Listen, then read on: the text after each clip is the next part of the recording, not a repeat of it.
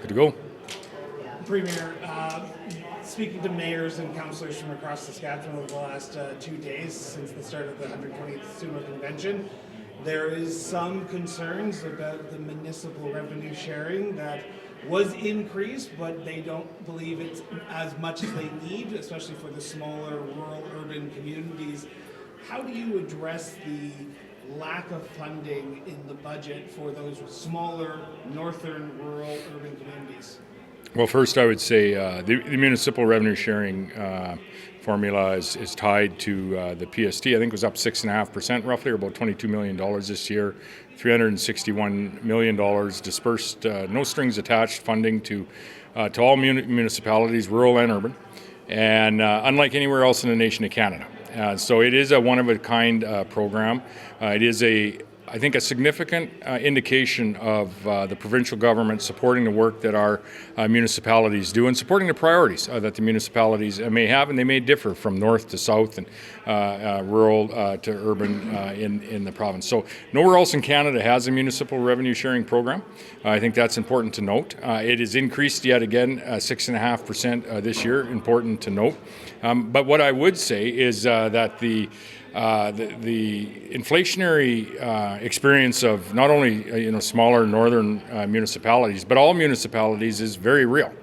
Very real, in particular when it comes to infrastructure challenges that municipalities are having. And so, as we find our way to April 28th, I think one of the more significant discussions that whoever the federal government is going to have is, what does a long-term infrastructure cost-sharing program look like? And we have a stopgap in a small program that the federal government had as they headed into an election, but we will need a new long-term stable infrastructure funding model so that municipalities can plan and so that they can cost share not only with the federal government but with the provincial levels of government as well.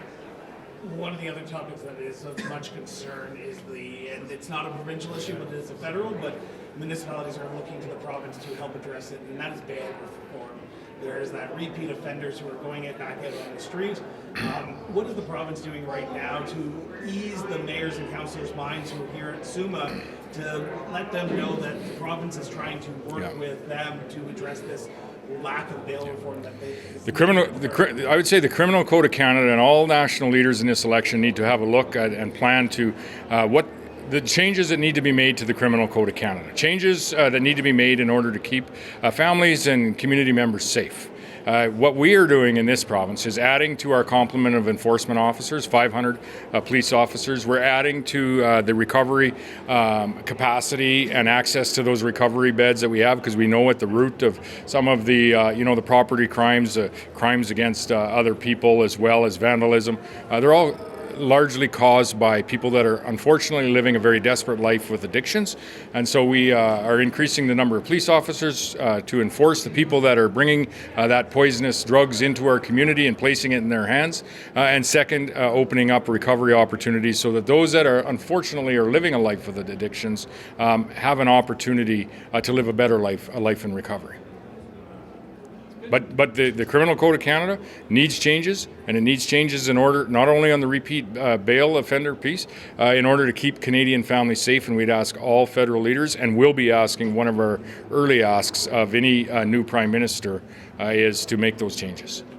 It's been, regardless of the Criminal Code changes, it's been more than a year and a half since the province announced these new plans for homelessness and addiction treatment, as you mentioned.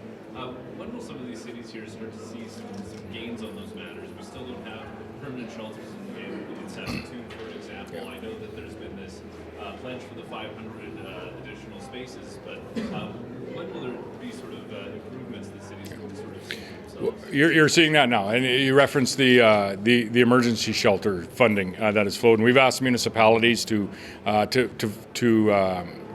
make the decisions with respect to locations as they know their community the best. And so as those locations are decided on, we make the investments in those spaces. Other things I think that you can very much see are in play and are in effect today are the over 260 recovery beds that are in operation today and have Saskatchewan people in them that are finding their way through their recovery journey. You saw the announcement of the addition of municipal police officers, over 100 municipal police officers, 185 additional RCMP officers, and you're seeing the marshals start to stand up their service almost a year ahead of what was previously scheduled. So those are some of the things that you can see that are there today. But I would point you to one. And it's the complex needs shelters that we piloted in Regina and Saskatoon. And I spoke of this. The folks that are coming in to that shelter are in a pretty difficult situation. And in that shelter, there's going to be security personnel, but there's also going to be healthcare personnel that are going to ensure that should they be in a drug-infused situation, that they can get the care that they need. And third, there is addiction services in there to help them refer or to talk to them about what a recovery journey might look like and where those supports are. And as I said, 95% of the people leaving the complex needs shelter here in Saskatoon are self-referring to addictions and recovery services. And that is individuals that are having a very difficult time in their life. And they're reaching out for help. And this is a government that's going to provide that help. Any last questions? I guess just in terms of Raquel Hilbert, why did it take so long to have her minister or her MLA duties removed? Well, it took a day, and I would say, I'd said shortly after the last election that, when there's significant decisions like this to be made, and this is significant, at times I've maybe spoken too quickly and off the cuff. And it's at times maybe incumbent on me to take a breath, make a responsible decision in what is really representative, I think, largely of the people of Saskatchewan, and that's what we've done in this case. Ms. Hilbert has apologized, withdrawn the comments on the floor of the Assembly, apologized not only to Mr. Singh but to the entirety of the Sikh community, and she's been stripped of essentially all the duties that she had within our caucus, but she will remain in our caucus. Just in terms of when the comments were made, did anyone from your party flag it? Like, did you guys know this was coming? No, I wasn't aware of them until they went public. Yeah. I've got a question about the Marshal Service. Obviously, there's a member, it seems, who has been suspended or put on leave. Do you have any comments on kind of what happened? Yeah, no, I just was made aware of that this morning, just with what I read in the media. I haven't had any information provided to me or anything of that nature. I'd say it isn't uncommon for whether it be a municipal RCMP or now the Marshal Service. It's from time to time to have members that are being dealt with for whatever it is they may have done. But the marshals more broadly are there to support our municipal enforcement agencies as well as our RCMP across this province. They can very quickly deploy 10 or 20 or even 30 officers into an area of the province to help keep us safe and keep our families safe. Is it concerning that it hasn't been officially launched yet, or I guess the officers haven't been sworn in and this has already happened? No, it'd be an individual case, which isn't common, but isn't uncommon in other enforcement agencies neither.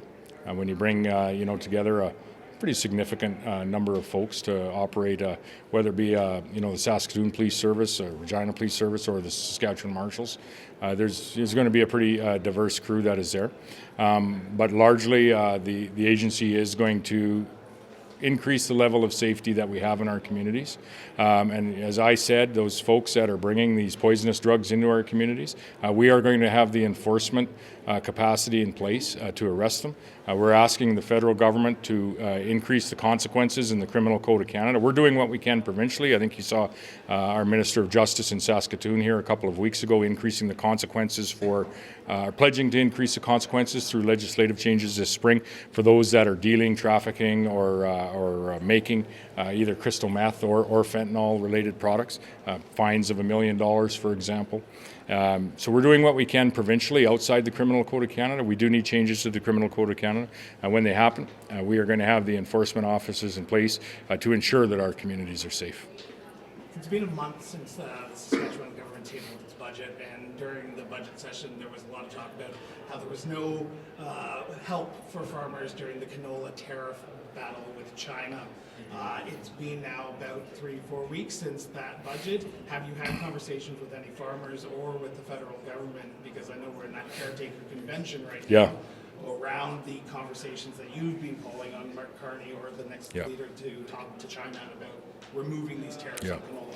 Yeah, this is not our first run with a tariff environment with China or even other countries around the world. We probably have more experience, unfortunately, in this place than any other province across Canada. As when relationships deteriorate, whether it be with China or India, all too often, the counter response is involving agriculture products, which it really impacts Saskatchewan more largely than any other province across the nation. So what we have done, been spoken to and continuing to converse with the not only the Canadian ambassador to China, but the Chinese ambassador to Canada as well. Reached out to subnational leaders, provincial premiers in China as well. We do need our national leader currently during the campaign. That's Mark Carney, whoever that is, post-April the 28th election.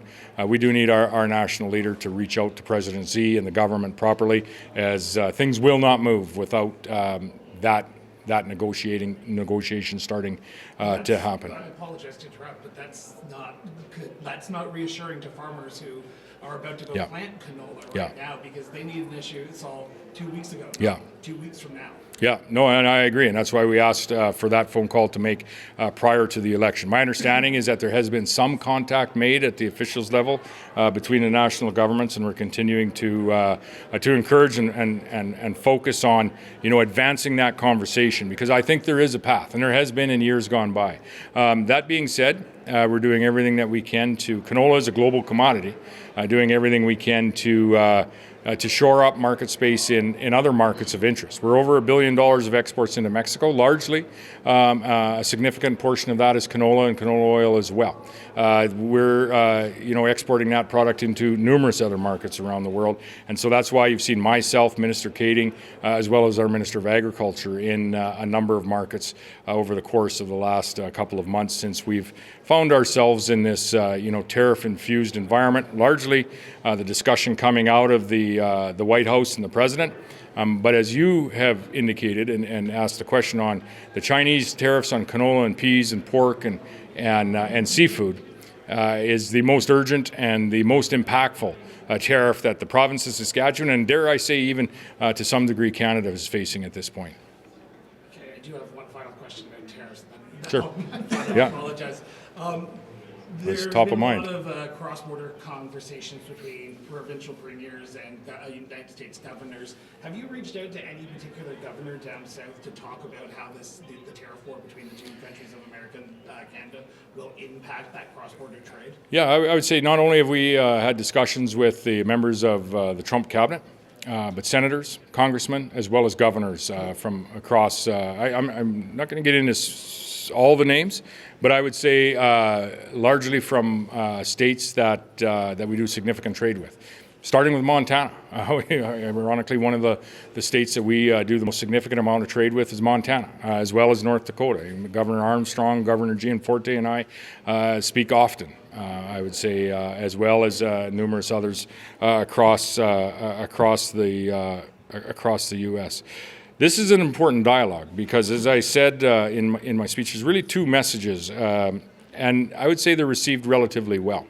The first is the importance of fair and tariff-free trade between Canada and the U.S. If our goal is to have continental energy and food security, that trade needs to happen. Second is the impacts of what tariffs will do to those products. And you've seen movement in the space of energy, where it went from 25 to 10% and hasn't really been applied to this point in time. And I would suggest why that is because there is an understanding by the Trump administration today that would not only inflate the cost of fuel for American consumers and families, but would shutter refineries in Ohio and Illinois, just the way they're set up to run. They need Western Canadian heavy crude. And it's the most sustainable product that you can find. Second, you saw the conversation around potash evolve over time as well, as the Trump administration started to understand precisely what a tariff on potash would mean for Midwestern American farmers, and the fact that there really isn't another reliable supply for that product that you can get into the Midwestern U.S. in any any realistic fashion. And so, from Saskatchewan's perspective, that's been the two focuses that we've had. Is one, focus on the importance of free and fair trade and what that can provide us from a continental energy and food security perspective. And two, is ensure that we are providing our American counterparts with the impacts of what a tariff will do for American industries and American families. And it's quite significant, and you saw that in the market reaction the last few weeks. One quick question for you. You mentioned the Fleming pie auction. Yeah. Your thoughts on that fundraiser, and did you get to place a bid? No, I did not. But it's pretty exciting when you see a community, in this case, Fleming is 70 people. All come together, raise $10,000, going to go right back into their community. This is how our province was built. And you can walk through any community across the province, including our larger communities like Saskatoon. And when you see the infrastructure that is here and the services that are being offered, whether they be, in healthcare and education, the playgrounds and the actual hospitals, or whether they be, some of the initiatives that might not be as evident from an infrastructure perspective, but think of where the funding goes from a major fundraiser like Telemerico. Which is really the province coming together to help Saskatchewan families. This is how our communities were built. This is how our province was built. And looking forward in such a chaotic time, and at times maybe even a divisive time in Saskatchewan, Canada, and the world. Maybe there's pause for reflection in remembering how we successfully built this province and ensuring that we're focused on getting back to that and staying there. Yeah. Just one in the back here. I was just wondering if you could quickly do a brief summary on what you're hoping to see from the candidates, especially when it comes to the province as we get into the debates and the election. Well, the removal of number one would be the removal of a number of policies that have been put in place that are hindering investment in Canada and, from our interest, hindering investment in Saskatchewan.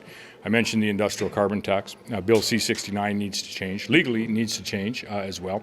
You can't go out as a leader and say, we're going to make Canada an energy superpower, and then not commit to changing Bill C-69, removing the oil production cap, and actually changing policy that's going to attract investment into this nation. And for our concern, it's Saskatchewan. If you don't commit to changing policy, it's nothing short of words. So we need some policy changes in order to create that investment environment to continue to expand, in our case, the production of some of the most sustainable products that you can find on Earth.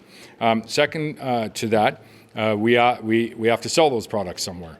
And so we need some significant engagement, not just with President Trump in the United States of America, but with the country of China as well. And I would say if you look at the last 9 years, and again, policies and priorities matter, that we have taken our eye off the ball in building, valuing, and making an effort to keep our trade relationships strong around the world. As I said in my address, when you look at a trade relationship, be heavy on the relationship. And if you have the relationship right, the trade will happen. We have been very focused on that at the provincial level with our 9 international trade offices.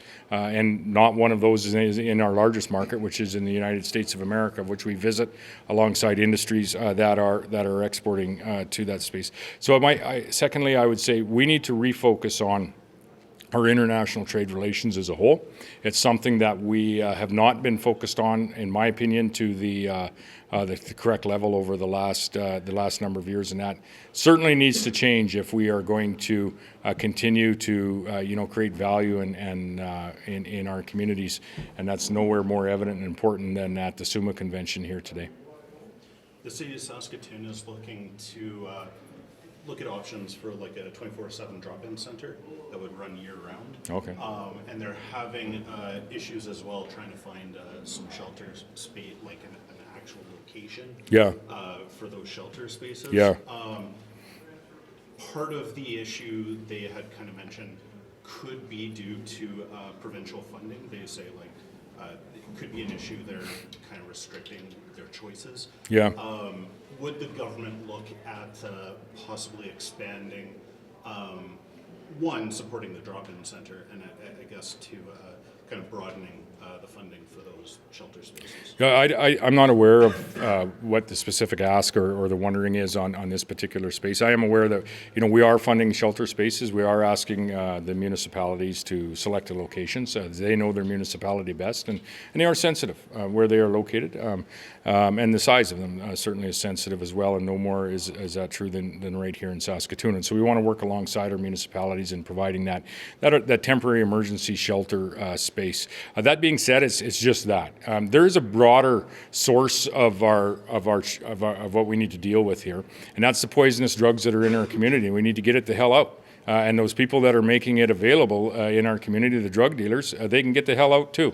And that's why we're investing in 500 additional police officers. We're asking the federal government, whoever they are, change the Criminal Code of Canada so that there's actual teeth in it to keep our communities and our families safe. And alongside those enforcement investments, those 500 police officers, we need to provide an opportunity.